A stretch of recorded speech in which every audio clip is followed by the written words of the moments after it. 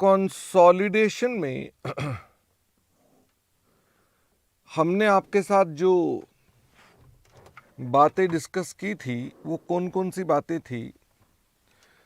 एक हमने कहा कि अगर कंसोलिडेशन की date of consolidation is equal to date of acquisition, अगर ये दोनों डेट्स सेम होती हैं तो मैंने आपके साथ पहले ये डिस्कस किया था। जब हम बात करते हैं कि ये दोनों में हमें क्या करना पड़ता है, तो मैंने शायद, मुझे वैसे एग्जैक्टली ध्यान भी नहीं कि मैंने आपको ये वर्किंग नोट वाला वीडियो बनवा रखा है कि नहीं, पर मैं वीडियो बना रहा हूँ इस समय। तो मैंने आपसे कहा कि हम इसके अंदर कुछ वर्किंग्स करते हैं। वर्किंग्स में एक हम सीना की वर्किंग्स करते हैं। हम अपने पास जो आइडेंटिफाइबल नेट एसेट्स हैं उसके अंदर पहले तैयारी करते हैं, फिर उसके बाद हम कुछ कैलकुलेशंस करते हैं ऑफ गुडविल या जीबीपी। इसके अलावा हम एनसीआई की कुछ कैलकुलेशन करते हैं कि नॉन कंट्रोलिंग इंटरेस्ट कैसे निकाला जाएगा, और इसके अलावा हम कंसोलिडेटेड इक्विटी की बात करते हैं। वर्किंग्स में मेरे ख्याल से आपको कोई प्रॉब्लम नहीं होनी चाहिए कि हम ये वर्किंग्स जो बनाते हैं ये क्या है। इसके अंदर आती हैं हमारे पास एडजस्टमेंट्स।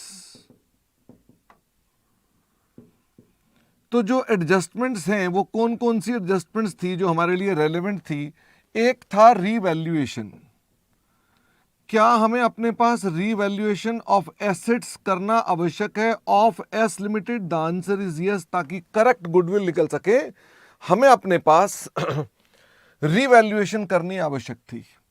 तो रीवैल्यूएशन करने के लिए हम लोग अपने पास क्या एंट्री डालते थे? ये एसेट्स भी हो सकता है, लायबिलिटीज भी हो सकता है। तो हम लोग कहते थे एसेट्स अकाउंट डेबिट या लायबिलिटीज अकाउंट डेबिट टू। क्योंकि आप on the date of acquisition ही कर रहे हैं तो ये हमारे पास कहां चला जाएगा? ये प्री एक्विजिशन में, यानी कि जो सीना के अंदर आपके प्रॉफिट्स थे हम उसके अंदर ही अपने पास प्री एक्विजिशन प्रॉफिट में एडजस्ट करते थे, अगर आपको याद आ रहा हो तो। और ये उल्टा भी हो सकता है, और प्री एक्विजिशन को हम डेबिट कर दें टू एसेट्स और लायबिलिटीज। फिर हमने आपसे ये कहा था कि आप यहां पर जो भी काम करेंगे आपको इसके साथ डेफर्ड टैक्स की एडजस्टमेंट भी करनी पड़ेगी। अगर आपका यहां गेन आता है, अगर ये गेन आता है तो आपको अपने पास डेफर्ड टैक्स की लायबिलिटी बनानी पड़ेगी, ठीक है ना। तो अगर ये है तो डेफर्ड टैक्स लायबिलिटी बनाओगे, और अगर ये है तो आप डेफर्ड टैक्स एसेट बनाओगे। और ये भी किसके थ्रू बनेगा? ये भी सीना के थ्रू बनेगा। हमने आपके साथ एक ये एडजस्टमेंट डिस्कस करी थी कि इसके अंदर आपको ये करना है। हमने इसके अलावा बताया था कि जो गुडविल है अगर वो ऑलरेडी अपीयर करती है बैलेंस शीट में तो हमने कहा it is not identifiable net asset, hence हम उसको क्या कर देंगे? डिडक्ट कर देंगे। कहां से डिडक्ट कर देंगे? हम अपने पास INA में ही डिडक्ट कर देंगे। जब हम सीना बनाएंगे तो डिडक्ट कर देंगे। और हमने आपको इसमें क्या बोला था? इसमें भी डेफर्ड टैक्स का इफेक्ट था कि इसमें डेफर्ड टैक्स नहीं था? डेफर्ड टैक्स को इसमें हम क्या कर देंगे? इग्नोर कर देंगे। हम डेफर्ड टैक्स के बारे में इसमें बात नहीं करेंगे। फिर हमने आपको यह भी बताया था कि इसमें अनरियलाइज्ड प्रॉफिट को आप हमेशा इग्नोर कर देंगे। अनरियलाइज्ड प्रॉफिट को ऑन एसेट्स या लॉस भी हो सकता है, आप उसे हमेशा इग्नोर कर देंगे, वो हमारे लिए रेलेवेंट नहीं है। हमने इसके अलावा बताया था कि एक एरर भी हो सकती थी। एरर कौन सी हो सकती थी? कई बार वो एक्विजिशन की एंट्री जनरलाइज गलत करता था। एक्विजिशन की एंट्री क्या करता था? रॉन्ग।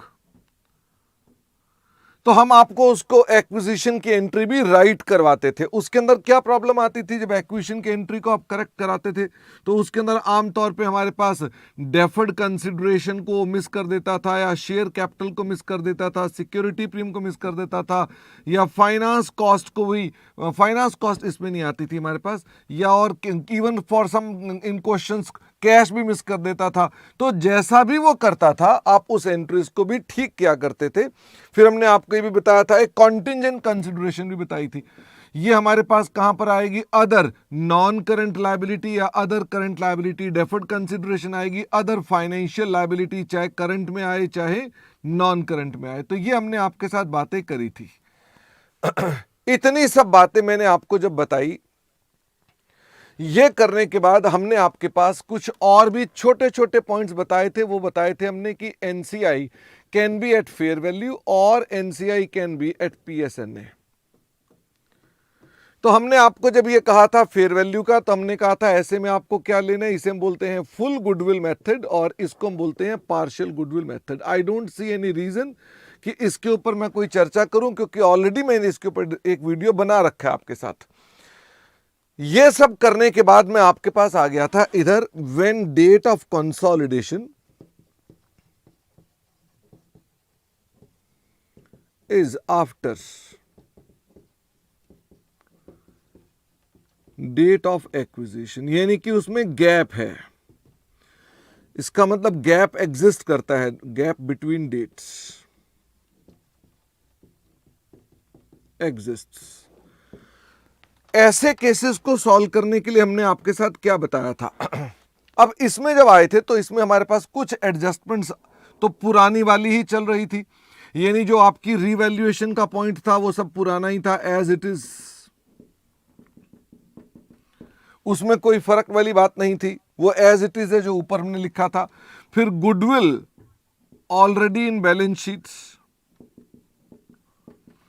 ये भी एज इट इज, इसमें भी कोई दिक्कत नहीं है। फिर एरर्स एज इट इज, हाँ इसमें कभी कभी फाइनेंस कॉस्ट की भी एंट्री आ जाती थी, जो फाइनेंस कॉस्ट है वो मिस कर देता था ऑन डेफर्ड कंसिडरेशन, तो आपको उसकी भी एंट्री डालनी पड़ती थी। एनीवे, अपार्ट फ्रॉम दिस हमने आपको बताया था इसमें क्या आता है, इसमें कॉन्सिक्वेंशियल चेंजेस आते थे।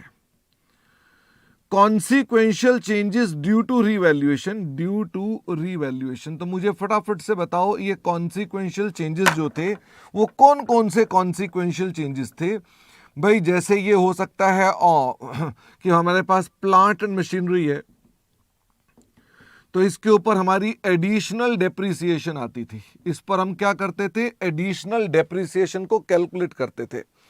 अब मुझे ये बताइए कि एडिशनल डेप्रिसिएशन को हम कैलकुलेट कैसे करते थे। तो एडिशनल डेप्रिसिएशन को हम कैलकुलेट करते थे कि भाई न्यू फेयर वैल्यू पर डेप्रिसिएशन दैट ऑट या दैट शुड बी, कुछ याद आ रहा है कि ये डेप्रिसिएशन लगनी चाहिए, माइनस कर देते थे इसके अंदर डेप्रिसिएशन ऑलरेडी चार्ज्ड। तो हम कहते थे ये एडिशनल डेप्रिसिएशन निकल कर आएगी। ये एडिशनल डेप्रिसिएशन है जो कि कहां एडजस्ट की जाएगी, जो कि पोस्ट एक्विजिशन में एडजस्ट की जाएगी, यानी कि पोस्ट एक्विजिशन में हमारे पास आएगी। नमन, इसका वीडियो बन रहा है, आप बाद में लिखना चाहो तो लिख सकते हो। इसके अलावा एक और भी आपका पॉइंट था कि सर हम इंटरमीडिएट में एक काम करते थे। बताओ इंटरमीडिएट में क्या करते थे, आप सीधा सीधा रीवैल्यूएशन के गेन पे ही डेप्रिसिएशन का रेट लगा देते थे। तो क्या सर उससे भी सेम आंसर निकलता है? इफ यू रिमेंबर, मैंने इस पर चर्चा की थी। मैंने कहा था ये कभी कभी तो आंसर ठीक निकलता है, कभी कभी आंसर अलग निकलता है। ये कहां कहां ठीक निकलेगा, इफ फुल ईयर्स हैं, अगर पूरे पूरे साल की कैलकुलेशंस है तो ये भी करेक्ट है, it is also okay. But अगर मान लीजिए कोई पार्ट ऑफ द ईयर है, तो ये पार्ट ऑफ द ईयर में इंटर का फॉर्मूला काम नहीं करता था। तो हमने आपके साथ एक तो ये बताया था कि हमारे प्लांट एंड मशीनरी पर ये एडिशनल डेप्रिसिएशन हो सकती है। इसके अलावा लैंड एंड बिल्डिंग, मैंने आपसे कहा था कि लैंड एंड बिल्डिंग है या स्टॉक है, इस पर क्या था, ये कई बार लेटर ऑन क्या हो जाता था, लेटर ऑन सोल्ड। अगर ये लेटर ऑन सोल्ड हो जाता था तो मुझे फटाफट से बताओ, जो आपने अपने पास प्री एक्विजिशन के समय गेन एडजस्ट किया था, क्या उसको हम रिवर्स कर देते थे, रिवर्स इन पोस्ट? क्या यही क्रक्स निकला था? अगर आपको याद हो तो यही क्रक्स निकाला था कि प्री एक्विजिशन में जो तुमने गेन एडजस्ट कर दिया, अगर वो सोल्ड हो गया तो रिवर्स कर दो इन द पोस्ट एक्विजिशन, या अगर प्री एक्विजिशन में लॉस है तो आप रिवर्स कर दो इन दी पोस्ट। तो बात कुल मिलाकर यही थी कि अगर ये सोल्ड है, अच्छा क्वेश्चन में अगर साइलेंट होता तो हम सोल्ड वगैरह नहीं मानते। सिमिलरली डेटर्स हो या क्रेडिटर्स हो, इनके अंदर भी ऐसा ही होता है। अगर लेटर ऑन ये क्या है, लेटर ऑन रियलाइज्ड या सेटल्ड, तो इनमें भी सेम एडजस्टमेंट होती है कि जो प्री एक्विजिशन का गेन था वो हम लेटर ऑन क्या कर देते हैं, रिवर्स कर देते हैं। इसमें एक बात और भी बताई थी मैंने, बताओ वो क्या बताई थी, कि जो भी आप एडजस्टमेंट करेंगे आप यहां पर भी डेफर्ड टैक्स के इफेक्ट्स लेंगे, deferred tax effects on post parts also. आप पोस्ट पार्ट के ऊपर भी डेफर्ड टैक्स के इफेक्ट्स को कंसिडर करेंगे। तो हमारे पास कुछ सवालों के अंदर हमने ऐसा करके दिखाया भी था जहां पर डेफर्ड टैक्स आ रहा था। इसके अलावा हमारे पास एक अनरियलाइज्ड प्रॉफिट था। तो ये अनरियलाइज्ड प्रॉफिट जो है ये किस चीज का था, ये हमारे पास ऑन एसेट्स है। इसका मतलब जो हमारे पास एसेट्स में प्रॉफिट छुपा हुआ है हम उसकी बात करते थे। तो हम उसके अनरियलाइज्ड प्रॉफिट में हम लोग क्या देखते थे, हम कहते थे सबसे पहले तो आपको क्या करना पड़ेगा, कैलकुलेट करना पड़ेगा अनरियलाइज्ड प्रॉफिट्स। और अनरियलाइज्ड प्रॉफिट कैलकुलेट करने के लिए आप सबसे पहले क्या कैलकुलेट करते थे, आप करते थे book value of the assets, कि हमारे एसेट की बुक वैल्यू क्या है जिसके अंदर आप प्रॉफिट एलिमेंट ढूंढ रहे हैं। उस बुक वैल्यू में हम क्या मल्टीप्लाई कर देते थे, रेट ऑफ प्रॉफिट्स, जो प्रॉफिट कमाने का है। तो ये निकल आता था यूपी, ये निकल आता था यूपी। ये मैं किसके कंटेक्स्ट में बोल रहा हूं, ये मैं बात कर रहा हूं इन रिलेशन टू स्टॉक, कि स्टॉक के रिलेशन में आप अपने पास बुक वैल्यू देखते थे जो बैलेंस इन हैंड है, ठीक है ना, जो बैलेंस इन हैंड है। अगर आपके पास वो स्टॉक है ही नहीं है तो बात खत्म, फिर यूपी किस बात का। जो स्टॉक है उस पर आप क्या मल्टीप्लाई करते थे, आपका रेट ऑफ प्रॉफिट्स, ये यूपी निकल आता था। और फिर आप उसको एलिमिनेट करते थे। मुझे फटाफट से बताओ एलिमिनेशन कहां करते थे भाई, वो यूपी हमारे पास या तो अपस्ट्रीम हो सकता है या डाउनस्ट्रीम हो सकता है। अगर वो डाउनस्ट्रीम था तो आप कहां पर एलिमिनेट करते थे, डाउनस्ट्रीम था तो कंसोलिडेटेड इक्विटी में आप उसको एलिमिनेट करते थे अलॉन्ग विद स्टॉक। और अगर अपस्ट्रीम है तो कहां एडजस्ट करते थे, आप उसको अपने पास पोस्ट एक्विजिशन में एडजस्ट करते थे, क्योंकि आपके लिए प्री वाला तो वैसे ही बेकार है, प्री वाला तो वैसे ही बेकार है। तो यानी पोस्ट वाला, क्योंकि प्री वाला क्यों बेकार है, क्योंकि आपने उनके एसेट्स को रीवैल्यू कर दिया, तो स्टॉक भी यहां पर रीवैल्यू हो गया। सर हो सकता है स्टॉक रीवैल्यू ना हुआ हो, तो ना हुआ हो का मतलब क्या है कि स्टॉक बुक वैल्यू ही फेयर वैल्यू है, तभी तो रीवैल्यू नहीं हुआ। तो अगर already stock at fair value है तो उसको आप इसमें कोई यूपी एडजस्ट नहीं करेंगे। तो मैंने कहा ये अपस्ट्रीम पोस्ट एक्विजिशन में आएगा। और ये भी कहां पर आएगा, after any time adjustments. Time adjustment क्या है, टाइम एडजस्टमेंट एक कैलकुलेशन का तरीका है जब आप प्रॉफिट बीच में कहीं एलोकेट करते हैं, यानी कि आपने एक्विजिशन डेट कहीं बीच में रखी है तो आपको अपने पास उन प्रॉफिट्स को एलोकेट करना पड़ता है। मैं उसकी भी डिस्कशन कर दूंगा। तो हम इसके अंदर लिखते थे, प्लस हम इसके अंदर भी स्टॉक को एडजस्ट करते थे। इसके अलावा हमारे पास एक और भी यूपी निकाला जाता था। वो यूपी किस पर निकालते थे, ऑन मशीन। तो अब इनके अंदर भी हमारा ऑब्जेक्टिव क्या था, इसके अंदर हम अपना यूपी कैसे ढूंढते थे, तो तरीका ये नहीं था। उसमें हमने क्या तरीका बताया था, उसमें हमने बताया था बुक वैल्यू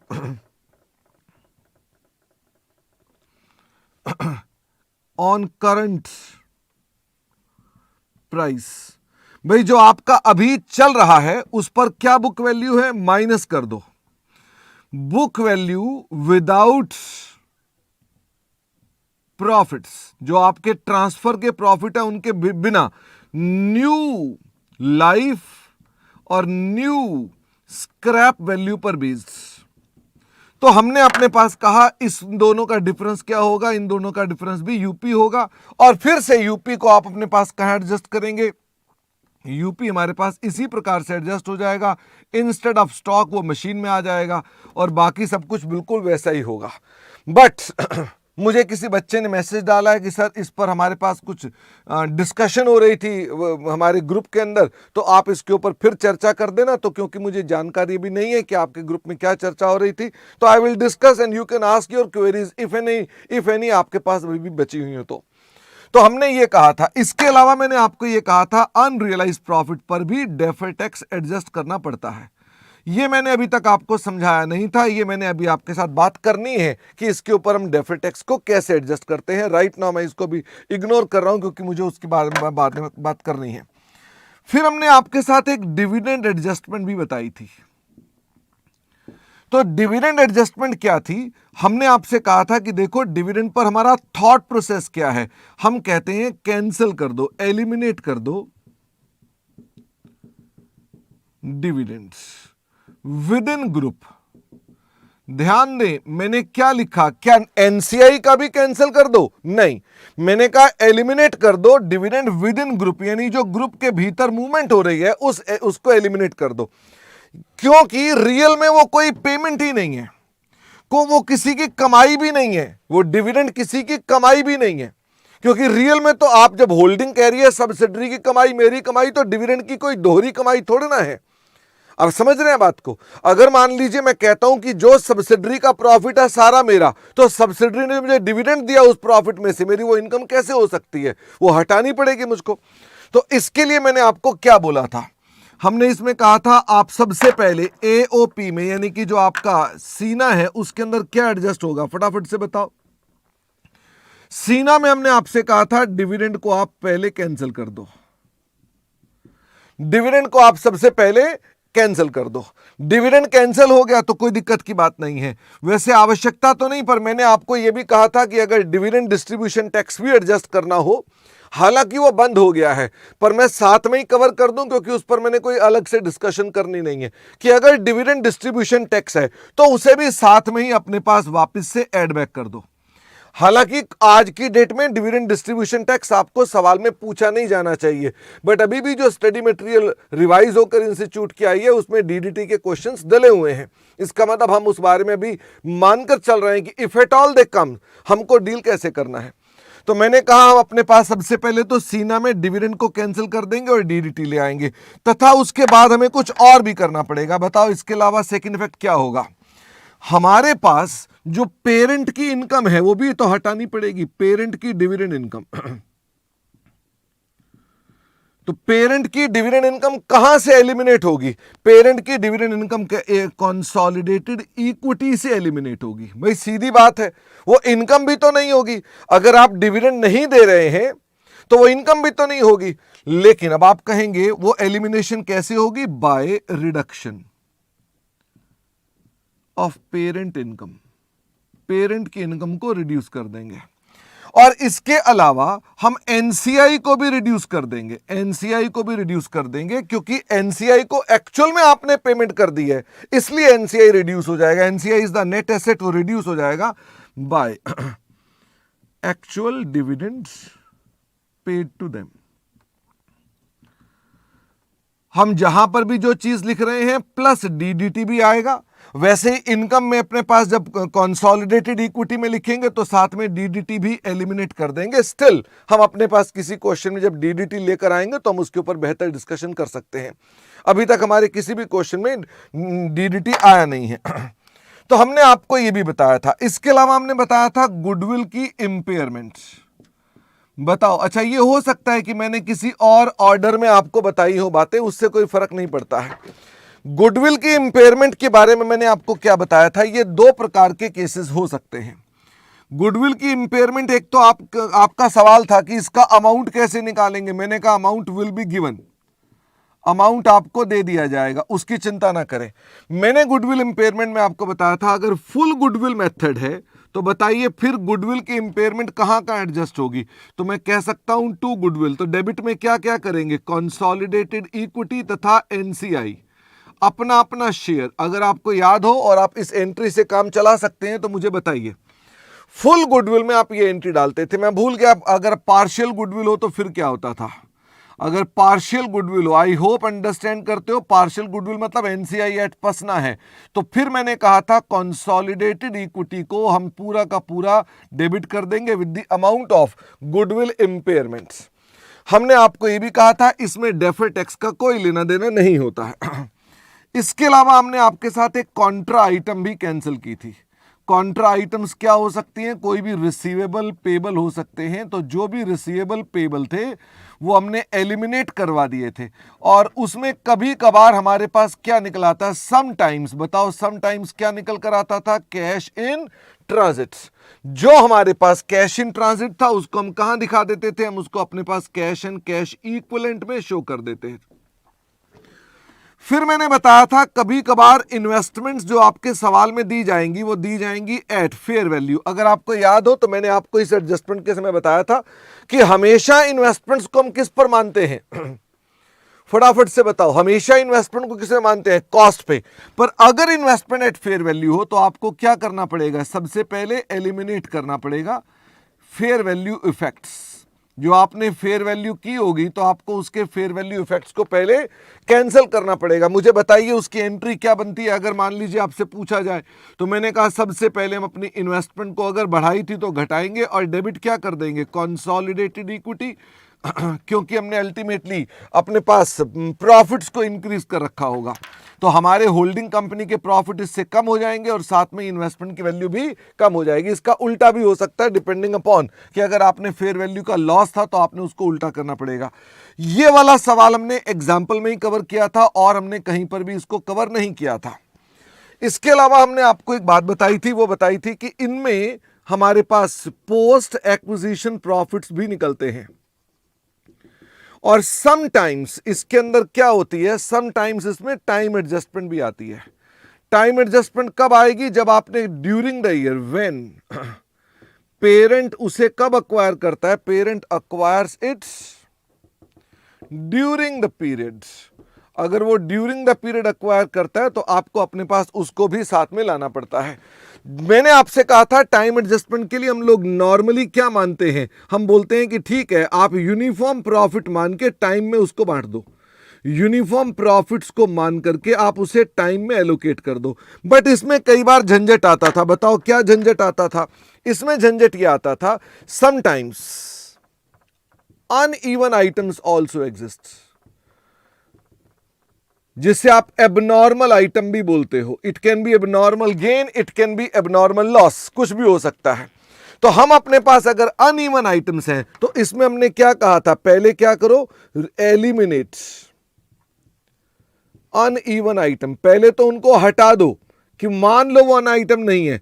फिर क्या करो अपने पास? फिर आप टाइम एडजस्टमेंट में प्रॉफिट्स को डिस्ट्रीब्यूट करो और फिर से आप रीइंस्टेट करो। किसे रीइंस्टेट करो? अपनी अनइवन आइटम्स को, कि भाई वो वापस अपनी डेट के हिसाब से, डेट ऑफ अकरेंस के हिसाब से हम उसको वापस लेकर आएंगे। अनइवन आइटम्स कौन कौन सी हो सकती हैं? अनइवन आइटम्स हो सकती हैं which are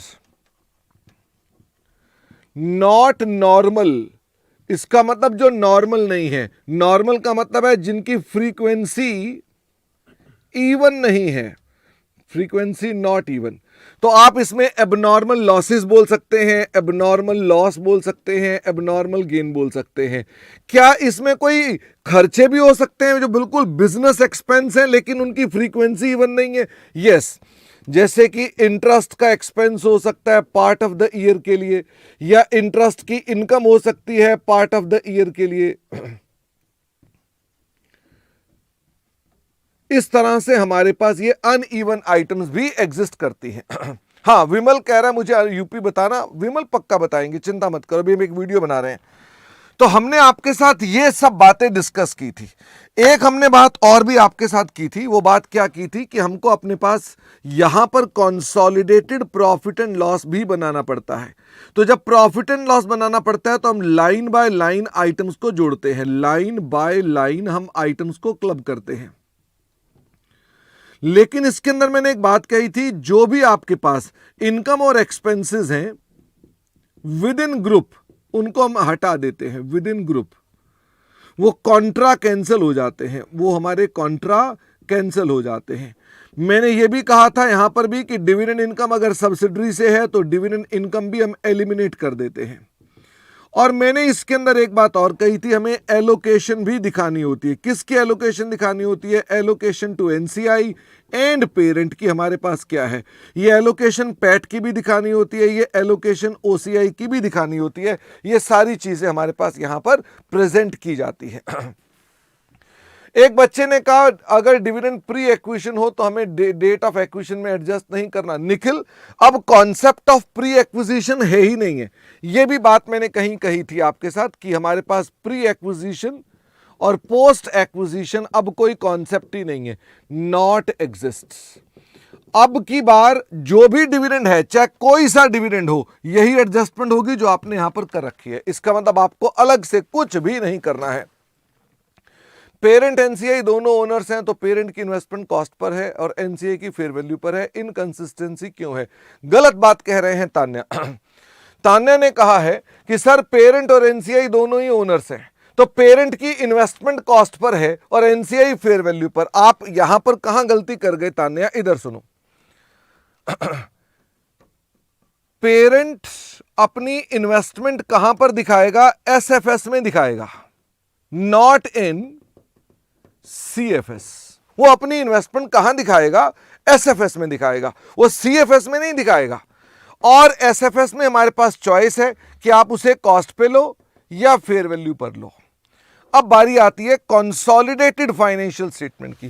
consolidated financial statement में इन्वेस्टमेंट्स को हटा दिया जाता है, एलिमिनेट कर दिया जाता है, इन्वेस्टमेंट्स खत्म हो जाती हैं, उसकी जगह गुडविल आ जाती है, आईएनए नेट एसेट आ जाते हैं एट फेयर वैल्यू, और साथ में ही एनसीआई भी आ जाती है। और जो एनसीआई आती है वो फेयर वैल्यू पर भी आ सकती है, जो हमारी पहली प्रेफरेंस है, या हमारे पास नेट एसेट्स पर बेस्ड भी आ सकती है, जो ये नेट एसेट थे। इसका मतलब देयर इज नो इनकंसिस्टेंसी। हमने एनसीआई को कॉस्ट पे बोला ही कहां है? कौन सी कॉस्ट? इसमें कोई कॉस्ट होती नहीं, तो एनसीआई फेयर वैल्यू पर या नेट एसेट पर होगी, और ऐसे में इन्वेस्टमेंट हट जाएंगे और हमारे पास गुडविल आईएनए फेयर वैल्यू पर आएंगे। और जो आप बात कर रहे हैं कि हम कॉस्ट पे दिखाते हैं, वो आप एसएफएस की बात कर रहे हैं। एनसीआई जो है वो एसएफएस में नहीं आता, एनसीआई सीएफएस में आता है। दो अलग अलग बातें, उनको आप मिक्स नहीं करेंगे। Investment from fair value to cost will adjust to P and L. Akshay Kumar ने पूछा है कि जब आप इन्वेस्टमेंट एट फेयर वैल्यू को एलिमिनेट करेंगे तो ये कहां पर जाएगा? पी&एल में जाएगा या ये ओसीआई में जाएगा? ये डिपेंड करता है कि जब आपने फेयर वैल्यू पर लेकर आए थे तो आप इसे पी&एल पर लाए थे या ओसीआई पर लाए थे, ये डिपेंड करता है अक्षय कुमार। अगर मान लीजिए इन्वेस्टमेंट हमारी पी&एल में गई हुई है, उसका रिवोल्यूशन इफेक्ट तो यहां पर भी पी&एल से हटेगा। अगर ये इन्वेस्टमेंट की फेयर वैल्यूएशन का इफेक्ट ओसीआई में डाला था तो यहां पर भी ओसीआई में जाएगा। रही बात कंसोलिडेटेड बैलेंस शीट बनाते वक्त, क्योंकि हम लोग अपने पास कंसोलिडेटेड इक्विटी क्लब करके बनाते हैं, इसलिए मुझे बैलेंस शीट बनाते वक्त इनमें फर्क नहीं पड़ेगा, बिकॉज पी&एल और ओसीआई दोनों एक जैसे होंगे। सागर प्री पोस्ट एक्विजिशन क्यों नहीं होना? प्री पोस्ट तो किया हमने दोस्त, ये देखो प्री पोस्ट तो हमने बोला है, प्री पोस्ट एक्विजिशन डिविडेंड नहीं होता, ये मैंने बोला कि ये डिविडेंड, एक बच्चे ने डिविडेंड बोला था तो मैंने कहा आजकल concept of pre acquisition dividend अब खत्म हो गया है। अब मुझे ये बताइए, सेल परचेज कॉन्ट्रा यूपी दोनों, अच्छा अब मैं नमन एक काम करूंगा ना, क्योंकि यूपी पर आप लोग कुछ ज्यादा चिंतित हैं तो मैं यूपी को फिर से डील करूंगा। Profit on sale of fixed assets uneven item है, the answer is yes Praful. वो हमारी अनइवन आइटम मानी जाएगी अगर मान लीजिए कोई प्रॉफिट ऑन सेल है तो। अब ये चला नहीं है, कौन सा वाला? ये अब कर दूं? तो मैंने इसका एक छोटा वीडियो बना दिया है